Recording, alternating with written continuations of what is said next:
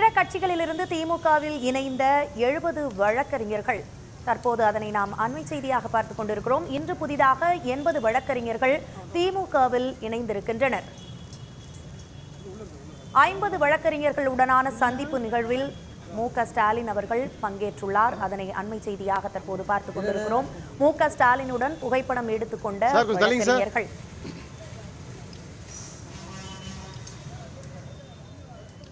இது குறித்த கூடுதல் விவரங்களை தருவதற்காக எமது செய்தியாளர் சமய மணிவண்ணன் இணைப்பில் இணைந்திருக்கிறார்.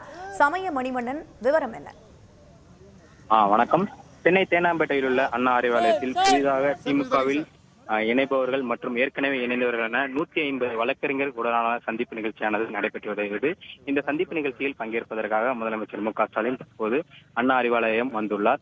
அதிமுக மற்றும் சென்னை மாவட்டத்தைச் சேர்ந்த வழக்கறிஞர்கள் சுமார் 70 பேர் ஏற்கனவே அமைச்சர் சேகர்பாபு முன்னிலையில் சமீபத்தில் திமுகவில் தங்களை இணைத்துக் கொண்டனர்.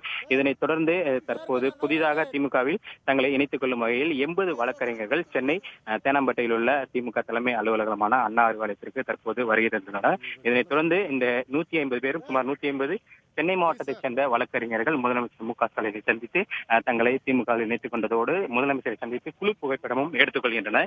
இதனைத் தொடர்ந்து இந்த நிகழ்ச்சியில் அமைச்சர் சேகர்பாபு, சமீபத்தில் திமுகவில் இணைந்த மனோஜ் பாண்டியன் உள்ளிட்டோரும் நிகழ்ச்சியில் பங்கேற்றுள்ளனர். இதனைத் தொடர்ந்து முதலமைச்சர் மு.க.ஸ்டாலின் அண்ணா அறிவாலயத்தில் நடைபெற உள்ள திமுக நேர்காணலில் பங்கேற்க உள்ளார்.